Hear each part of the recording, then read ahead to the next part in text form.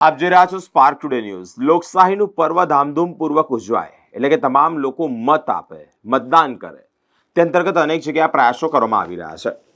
Society of human resource professional દ્વારા મતદાન જાગૃતિ માટે એક સરસ કાર્યક્રમ કરવામાં આવ્યો। સવારે 8 થી 10 વાગ્યા સુધીમાં જ આ કાર્યક્રમ કરવામાં આવ્યો, જેમાં વડોદરા શહેરના મધ્યમાં માંડવી દરવાજા આવે છે, એટલે કે માંડવી પાસે અંબા માતાના મંદિર પાસે આ કાર્યક્રમ રાખવામાં આવ્યો।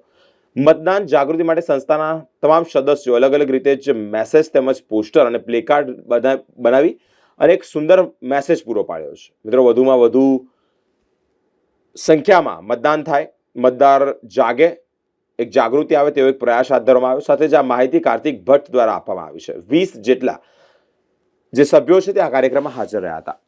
સોસાયટી ઓફ મતદાન જાગૃતિ માટે એક કેમ્પેનિંગ કરવામાં આવ્યું છે। અમારી સાથે અમારી ટીમના 25 મેમ્બરો જોડાયા છે।